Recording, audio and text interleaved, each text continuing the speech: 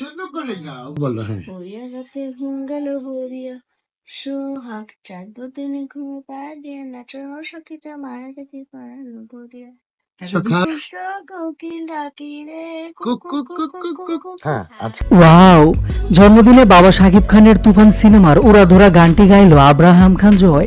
জয়ের কণ্ঠ কত সুন্দর প্রিয় ভিউয়ার্স, সম্পূর্ণ ভিডিওটি দেখে আপনার মতামতটি জানান। আজকে বোনের বাসায় যাচ্ছি। আজকে আমার বাবার জয়ের বার্থডে। বার্থডে উপলক্ষে ওকে উইশ করার জন্য ওর বাসায় গেলাম এবং ওকে উইশ করলাম। বাবা, তুমি কিন্তু মানুষের মতো মানুষ হবে, বাবা মায়ের মুখ উজ্জ্বল করবে, আর পড়ালেখা কিন্তু ঠিকঠাক করতে হবে। হ্যাপি বার্থডে বাবা, ভালো থেকো, সুস্থ থেকো, টাটা। Happy birthday, Joy.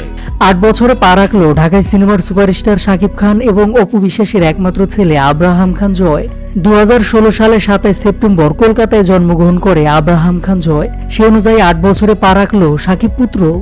এদিকে চমক দিয়ে ছেলের জন্মদিন পালন করার জন্য বৃহস্পতিবার সকালে সুদূর আমেরিকা থেকে দেশে ফিরেছে শাকিব খান।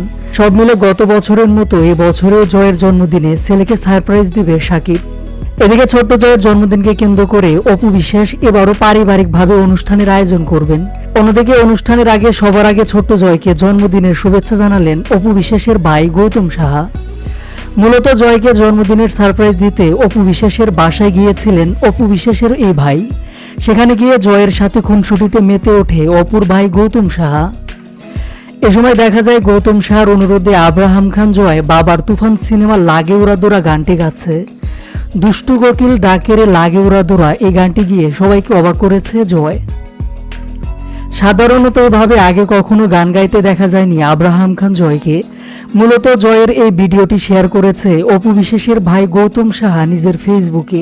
এমন ভিডিও শেয়ার করলে মুহূর্তেই ছড়িয়ে পড়ে।